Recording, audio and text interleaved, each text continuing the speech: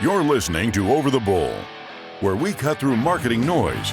Here's your host, Ken Carroll. Marketing is all around us, isn't it? I mean, we are bombarded with marketing all the time. I was watching the ball game the other day, and I was watching the pharmaceutical commercials. And, they would talk about subtly like their medication helping prevent cardiovascular disease or heart attacks or all these scary things that drive and motivate people. This is an example of an emotional trigger. And today on Over the Bull, we're going to talk about emotional triggers. But there's more to it than just the triggers themselves. Now, these triggers have been around with man since the beginning of recorded history. We're all motivated by these triggers.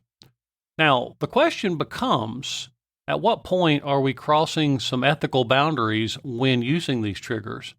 And how do we properly utilize them? Now, if you remember in the last podcast talking to Brendan about graphic design, you see the waters get very muddy very quick.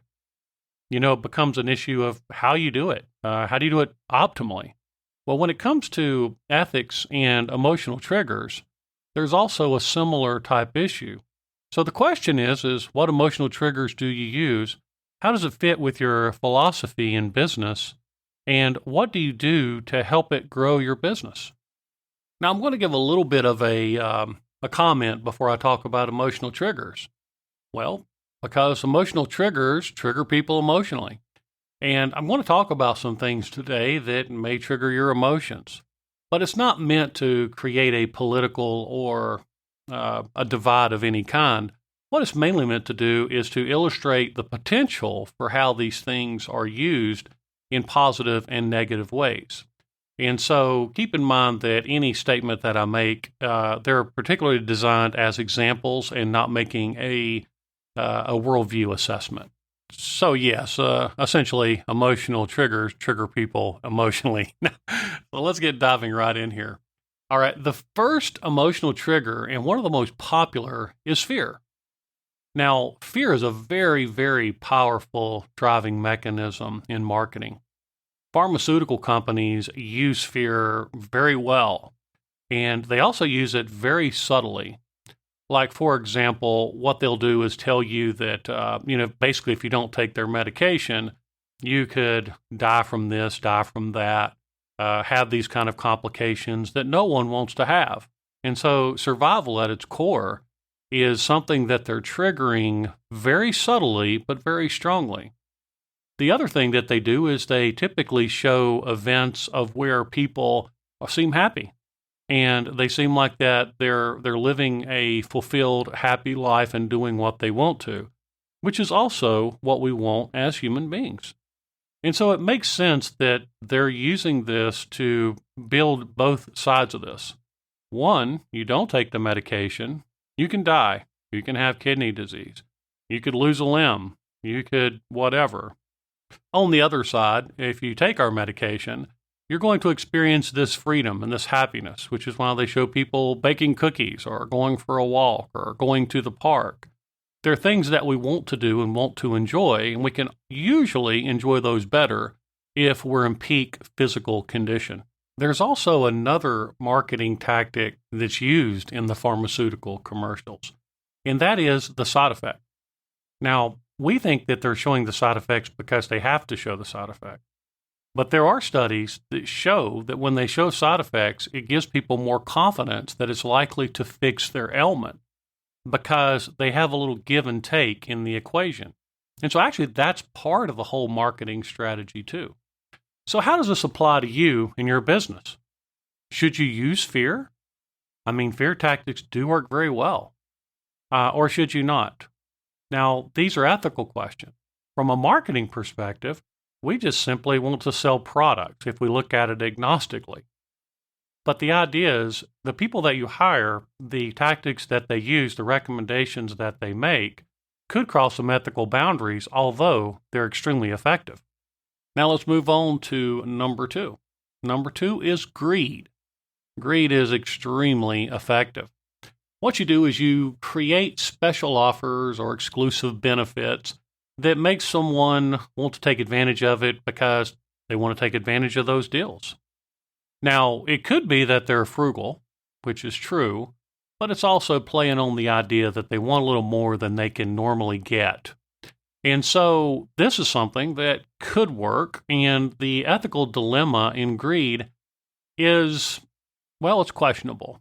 So, for example, if you're going to give them something more than you normally would through a special offer or exclusive event, then essentially you are doing nothing more than giving them something for nothing, which in all essence, I don't see a lot wrong with that. Although you are feeding the concept of the person's innate desire to be greedy. What I mean by that is, do we want to fuel that fire within the individual or not? So between the two, obviously fear is a little more predator-like in the way that it approaches things. Number 3 on the list is belonging.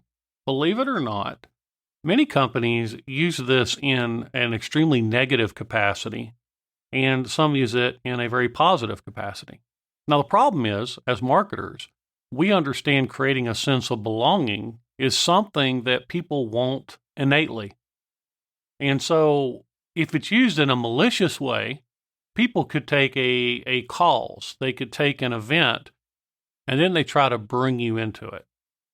And so this concept of belonging is strong. And so if you see someone who's trying to appeal to you because you have certain attributes in your life, if you love cars, if you have a certain religious belief, if you have a certain non-religious belief, creating that sense of belonging is something that is very strong and can pull you into donating, giving your time, giving your money, your energy to those causes because they're trying to create that sense. Now, if it's an honest attempt at really trying to bring like-minded people together for a good cause, then from a marketing perspective, that's extremely ethical. However, if it's used in a way that is trying to manipulate someone, obviously it's unethical. A few years ago, there was a commercial, and it was for laundry detergent. And the laundry detergent advertisement, it had nothing to do with laundry. It had to do with the acceptance of a certain group of people. And the statement was one that sounded like, hey, we're part of this group, and being part of that group, what it made you think, or tried to make you think, if you didn't have your marketing lens on, was that particular laundry detergent company was all about trying to create equality within a certain group of people. Now, this particular laundry detergent company could also give money to the cause. They could also do other things that would help support it.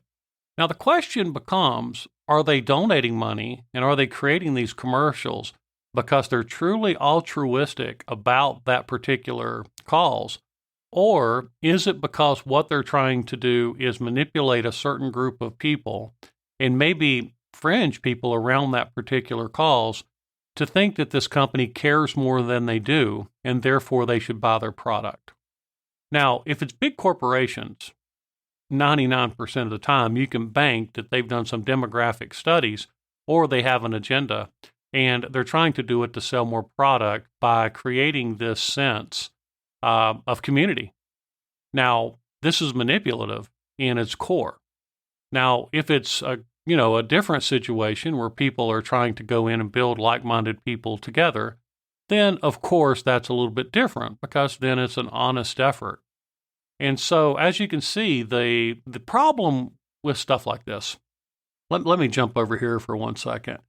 The problem with situations like this is that people are becoming less trusting because they see that they're being manipulated. Now, a lot of people don't realize it. They kind of just go under the radar and they hear about a cause or something that they're close to, and they don't put 2 and 2 together that the laundry detergent company is just trying to sell product.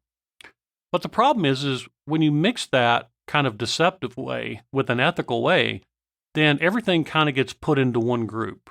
And the ethical use of trying to create a sense of community versus the unethical way to do it, it becomes so blurred that now this is a little bit trickier to navigate, and it requires more credibility factor to show that you're not trying just to manipulate people. And so, as you can see, although it's strong and powerful, if it's used in a way that's dishonest, then it'll have a very limited life to begin with. Like, for example, if you look at the detergent commercial, you can tell it was a campaign that they were doing to see how well it would affect sales because it quickly died. You didn't hear about the company talking about this particular cause months later or years later. It was a very specific run. Now, other companies who absolutely, and organizations, nonprofits, who do have an allegiance to a cause or community or group of like-minded people, often there's a longer track record of them doing this. And so, just a quick tip from Over the Bull, if you see those kind of commercials but you don't see them sticking to it, you're being manipulated into thinking you're part of something that they're really not a part of. The next one up is trust. Trust is a very honorable emotional trigger, especially when you're using it, well, truthfully. So the thing is that how can you build trust within a group of people? Number one is how long you've been in business. Number two would be your partnerships or different things that you're associated with that helps build your credibility and trust. For example, at Integris Design, we spend a lot of our time, effort, and energy to keep our partnerships because we think that if we have partnerships and we're certified with those partnerships, then that's going to build a sense of trust. Now, we don't do that just to do it because our skill set doesn't change, but it's something that we're doing to help instill trust. And so in your case, what you could do is go through and create those partnerships or create that credibility standard, or also let people know about the credibility that you already have to help build that trust. For example, if you've been in business for 2 decades and you don't tell anybody about it, then they don't know that, and they're not going to look for those things. And that could actually be a fairly strong call to action in certain markets, your longevity. The other thing is maybe doing background checks. Things like that could also be ways in which you could build trust. Now, of course, trust can be manipulated as well. Now, used unethically, trust can still work. For example, if a brand slaps trusted by 10,000 customers on a landing page with no data, it could manipulate people into making a purchase.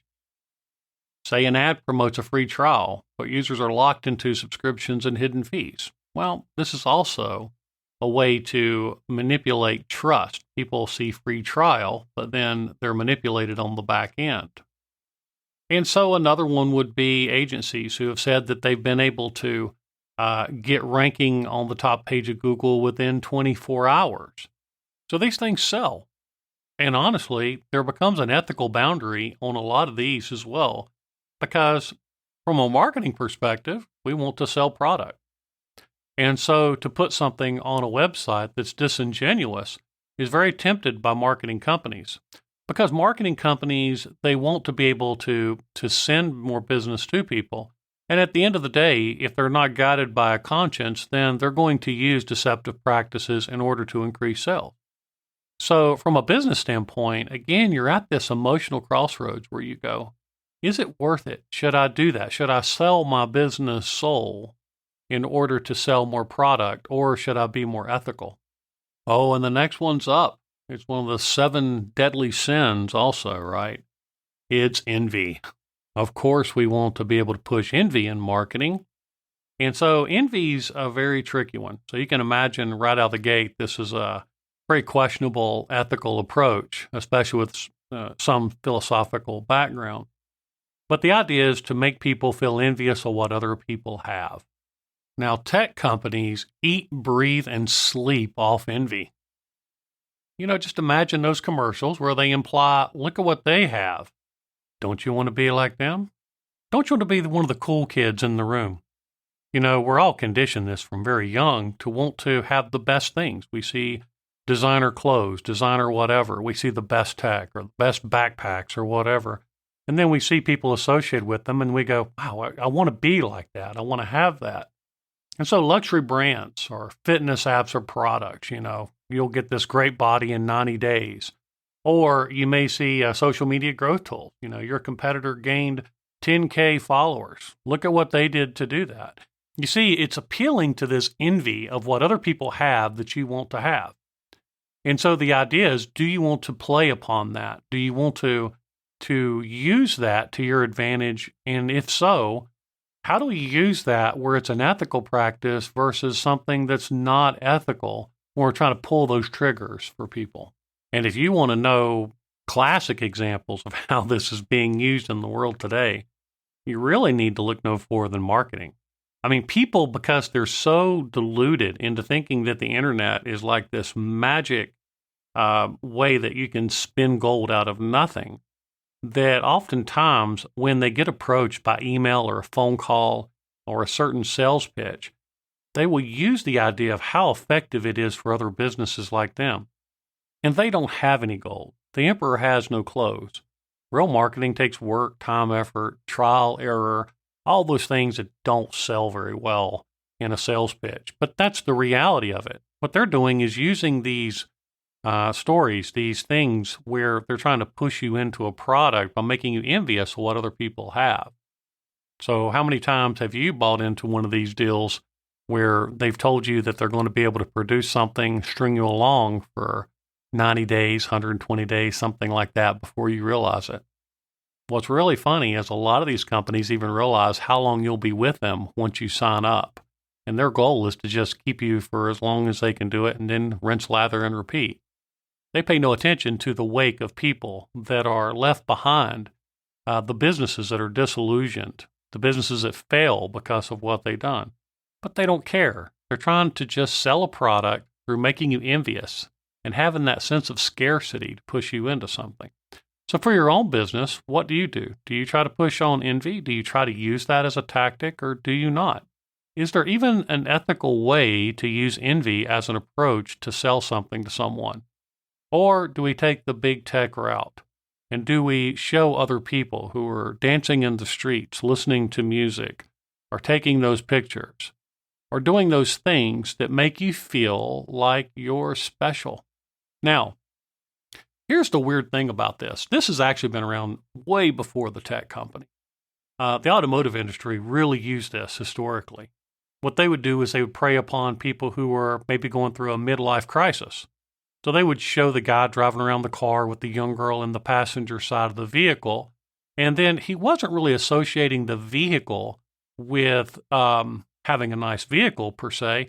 What he's doing is associating with a lifestyle, like an expectation. It's preying upon his desire to have a certain thing, maybe recapture that little bit of youth that he wants to recapture, preying upon immaturity versus the next chapter in his life. And so by doing that, they're able to sell cars. Well, that's why you buy the latest and greatest mobile phone. You're doing it because they're telling you to do it, because they want you to think that if you don't have it, you're not going to have the greatest widgets in the world, and you're not going to be one of the cool kids. You're going to pull your phone up in a public place, and people are going to laugh at you because it's so old. I can tell you, I run several generations back on my phone. I don't care. It doesn't matter. It's not a status thing for me. But you can see from a business standpoint how you could use something like this to further your business. Oh, and then we have guilt. Guilt is a very powerful motivator in marketing.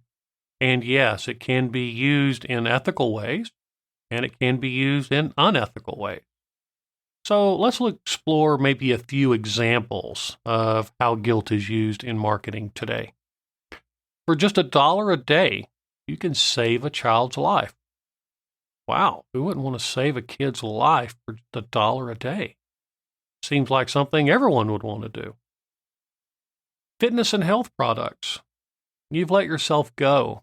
Isn't it time you start caring about your health? You see, this is a guilt tactic to prey upon your knowing that you're probably not eating or working out or doing things that you need to do. And so fitness apps or other kind of things, they'll use this little sense of guilt in order to trigger you. How about this one? Every plastic bottle you throw away hurts the planet. Boy, don't that make you feel guilty. You see, so someone who has a hypersensitive tendency toward guilt can be easily manipulated using some of these practices. And oftentimes, it does work. Now, the question is it used ethically or is it used unethically? Because sometimes it's a good motivator. if it's legitimate. But if we're using it to just further our motivations and not really the guilt oriented target, then I think we've got some issues there. So here's one that'll let's talk about emotional triggers. Let's see where you fall on this one. Let's take COVID. When it came out, they would tell you to wear a mask because you want to protect your grandma, right? You want to protect your neighbor. You want to be the good guy. And by wearing a mask, you're one of the good guys.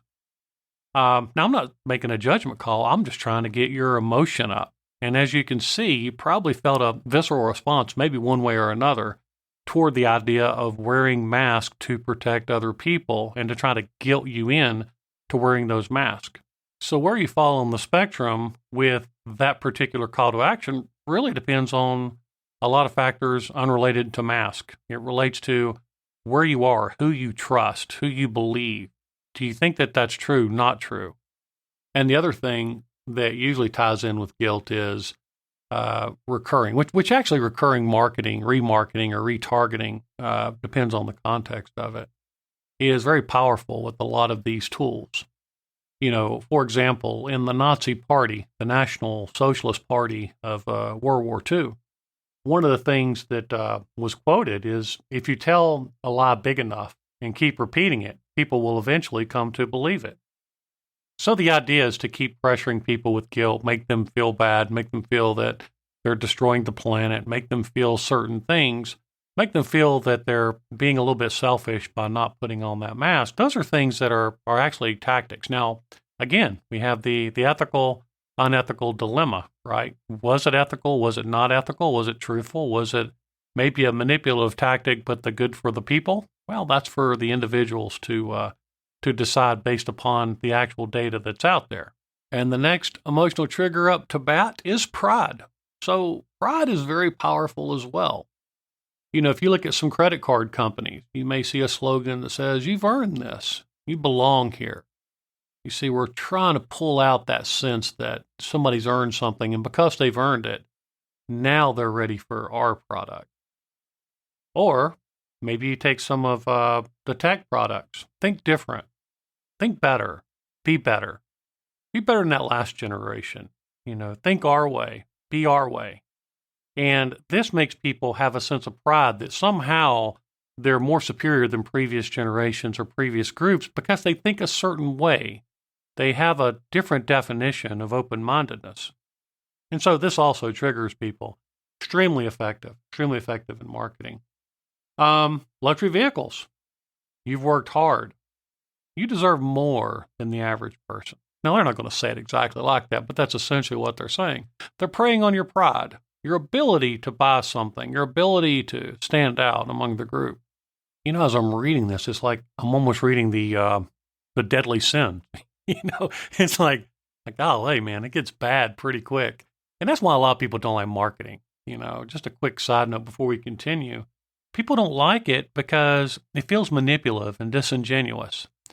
And for us, what we try to do is we try to do it in the most ethical way possible, where we're not pulling upon those triggers. And it's a challenge in today's world, because in a world where everybody promises everything, it's making people more skeptical. And even the honest, ethical approach to using some of these tactics is not working as effectively as it should. It's almost like the further we get in this big experiment of being bombarded with all these approaches, that people are so desensitized that you've got to up the game. You got to make it more sensationalistic.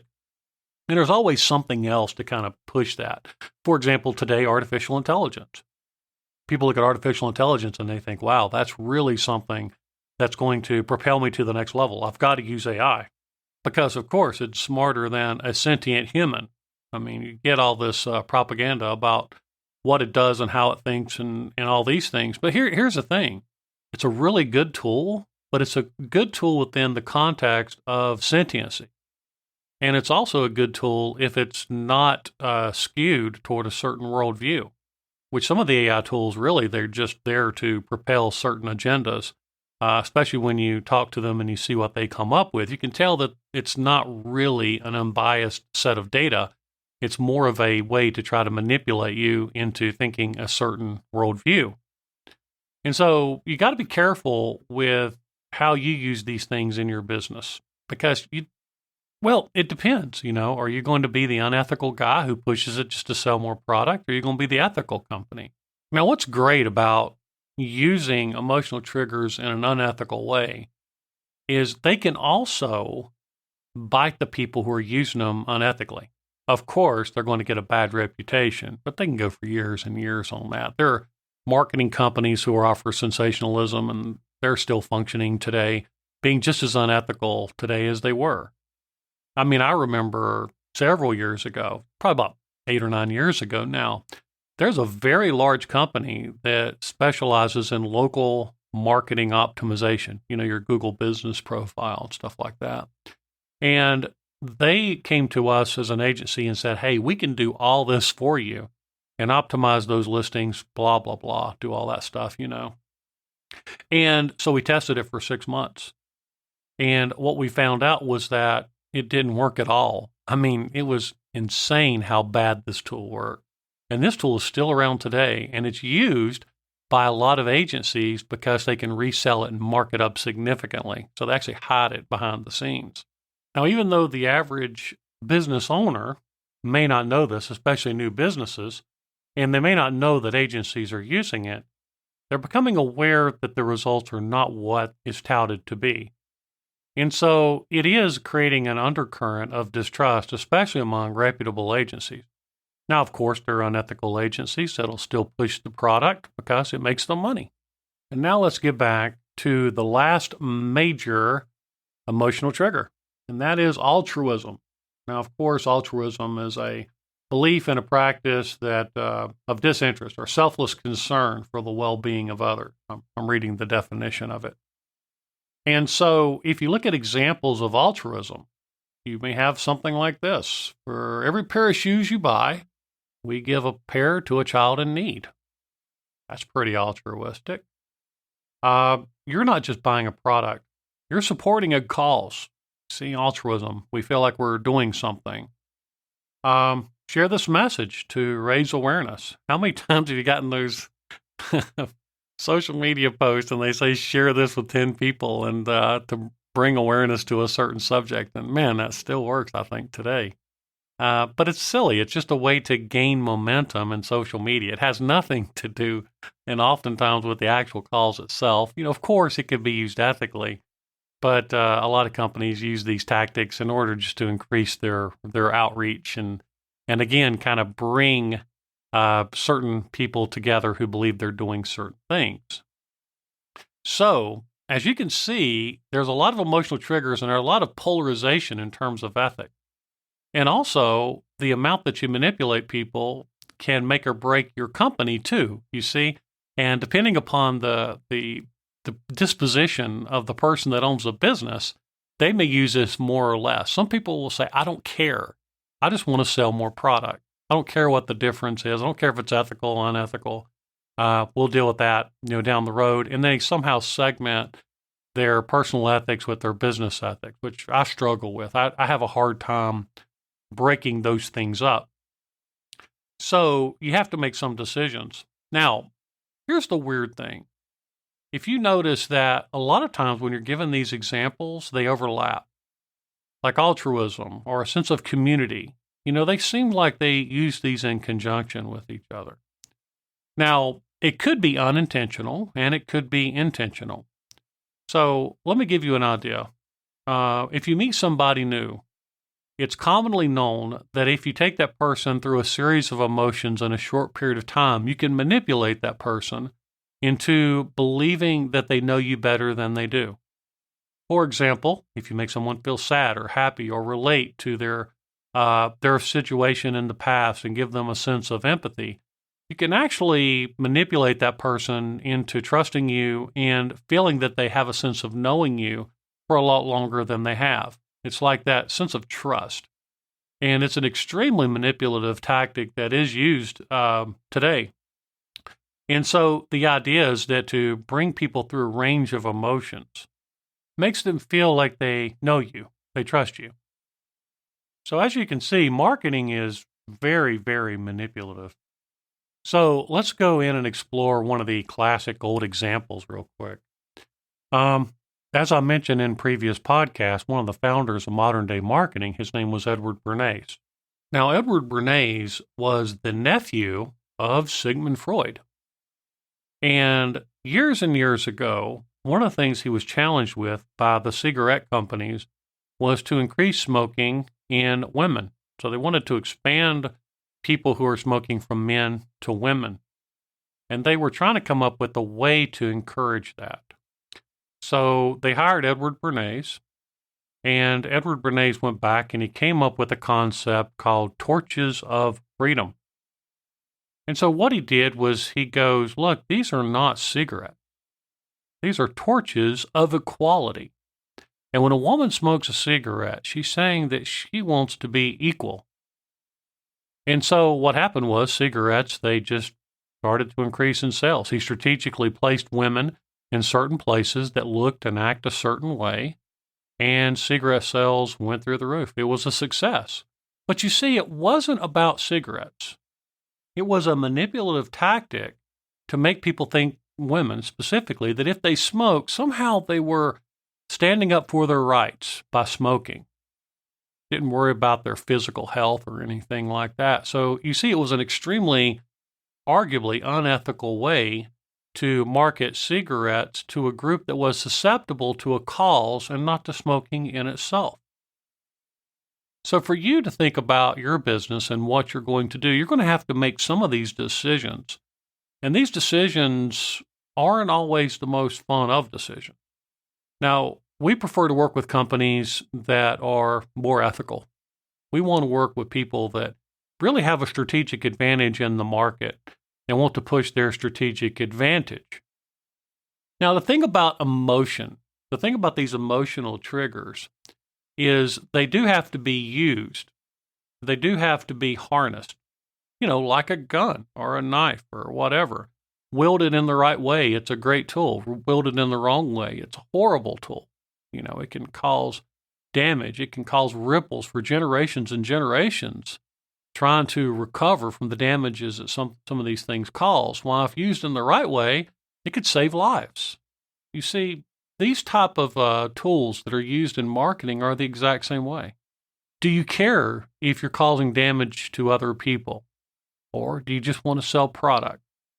See, these are very, very tough decisions, but why it has to be crossed is in marketing, we know that if you don't distinguish yourself from your competitors, it will default to price.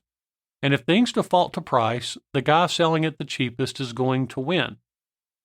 But it's not that easy because some people will sell something and go out of business basically doing it. Or they're trying to use it more in terms of a lead loss, meaning gain market share. So they may have some big funding and they can be negative for a long period of time. If you go back to some of Microsoft when they were trying to break into the video game industry, they would run negatively for some time because they were trying to take market share from more popular gaming systems at the time. They could do it because they could afford to do it. Now, most of you probably can't do that. Most of you probably don't have this massive lead loss program where you're trying to gain market share. Some of you may, some of you may not. The strategies are a lot different if you're going to do that. But the idea is you have to come to terms with who you are as a business. Are you going to operate ethically or unethically? And if so, what are those ethical approaches? What are those ethical triggers that you can pull that you believe in? If it's something that involves community, can you support the idea that you really believe in that community and that you've been involved in that community for some time? Or are you going to be the detergent company that tries to use it in a manipulative way to try to gain a little bit of market share, dip your toes in it to see if it works? And if it does, then continue to do it. When you look at your website, or you look at anything, you've got to create a call to action, some reason to motivate someone in order to get them to engage with your company. And creating that ethical, unethical boundary is tricky. But we all know sign up for our newsletter does not work for email marketing. We all know that not pushing people in certain ways to feel emotion is not going to work for you. you're going to need to draw from emotion, and those emotional triggers are going to be the difference between someone engaging with your company and not engaging with your company. Furthermore, those emotional triggers will change as the market changes. I mean, I can remember years ago. The internet market is so corrupt, and it's always been, marketing services has always been just extremely corrupt. And I remember years ago, one of our approaches was they would come to us and we would tell them about what we had as far as certifications and backgrounds and everything. And I remember one guy told me one time, he's like, I just want to know if you're going to do the work or not. I mean, we would have this flurry of people who would come in. They would have paid a deposit to a web design or one of these firms, and they would never get any work. The person just ghosted them. They went off the radar. And so they would come to us years ago saying, we just want to know if you're actually going to do anything or not. And you had to convince them that basically you were going to perform basic work, right? And later it got to where you wanted to show more of your capabilities and your skill set and your background. So it evolved, over a period of time. And now it's kind of somewhere in between it, because right now it's like so many people have been sold unethically, and they've been sold, through whatever means, but they were told that this internet thing is going to produce these fabulous results, or it was perpetuated by this myth of the internet that somehow if you spend a few dollars, it's going to be enough to grow your company. A lot of people don't talk about that, about 60% of your success or failure is based on the creative of your marketing. But the creative is fueled by the call to action. So like some positive ways, if we're talking about maybe, let's go with the greed element for a minute. I have seen it where a particular soap company that I like to use, they'll often sell you these introductory kits. And these introductory kits, they don't have any kind of like hidden cause behind them as far as I can see. And that's the Dr. Squatch soap. It's I love their marketing. I think it's really good. But they'll sell these kits, and a lot of times they'll sell them at a discounted rate. And honestly, I believe it's because they believe in their product. There's no tricks, no nothing. And we got the products, and now my kids use it, and they love the product. And so it's a really good product, and they use it in an ethical way. So it can be used ethically, but it needs to be strategically used ethically. And so the idea is to come up with what makes you different and better, and what can you do? So because the world is so jaded, and most people are so discerning or questioning everything, because they've been bombarded with so many marketing tactics and approaches, that they're often distrusting. And so ethical marketing can also establish your position in ways that the unethical guy can't do it. And sometimes calling out the elephant in the room is a great approach. For example, before someone even tells me that they've been jaded by marketing, I'll talk to them honestly and openly about some of the challenges in marketing today, what the reality is. Like, for example, if you get 100 clicks, you're lucky to get 4 to 6 meaningful conversions in the early phases. So if you're spending, $1 a click, you spend $100, you get 4 to 6 phone calls. And if you blow those 4 to 6 phone calls, then you're at zero. You see, putting something in perspective like that to a jaded business and addressing it up front is something that helps a business understand that that's not what you're trying to do. It's to manipulate them into some type of emotional, grandiosity. That's even a word. To make them think that somehow you're going to have the next magic. Now, what's great for us when we sell reality and grounded services is that we don't have to chase the ghost. We don't have to chase this marketing enigma that's just beyond the horizon and make people think that certain things are going to happen. If you remember in the first episode, we talked about one of the reasons that we had problems with a client, was because he believed in these fairy tales. He kept chasing these fairy tales, and he was so emotionally triggered that it was really sad, honestly. I couldn't imagine. This guy's blood pressure just must be through the roof. So the idea is to use it ethically. And the best thing to do is to go get you a piece of paper and sit down and write your strategic advantages. Now, if your strategic advantages are cost, you're barking up the wrong tree. Now, once you write those strategic advantages down, you also want to understand who those strategic advantages are for. We often call this demographics. Demographics mean who's more likely to want your products based upon your strategic advantages. So, for example, if you take some of the cheaper hamburger joints that have been around for generations and generations, they prey upon a sense of nostalgia. The food may trigger events of when they were kids, or maybe happy moments of when they got that kids' meal or something like that. While other people have a mature palate. Some people want to really worry about what they're putting into their system. And so they're willing to pay 5 times as much for that same size sandwich. But because it has other value to it, meaning nutrition, then they're more prone to go and buy that more expensive burger. So your marketing approach to group number 1 is significantly different to your marketing approach for group number 2. If you sell expensive, high-quality food, you're not going to compete with the guy who's selling burgers at a very low rate and doesn't care about the nutritional value as much. Now, of course, the person selling the cheap burger is going to blur the waters by making people question whether or not their burger is nutritious or not. And that's kind of where the game comes into play. People with a learned mind when it comes to nutrition will see through it, while those that don't won't. And that's pretty much true with everything. I mean, everything in the world today is all about education, which may take us to the next consideration. And I want to go back to the pharmaceutical deal for a second, because it's just such a great example of this. Have you ever noticed that, like, a lot of times when people are trying to sell you something health-wise, they use people in white coats? And the idea is that a lot of people, most people probably, at least in the Western culture, believe that medical doctors know everything about everything.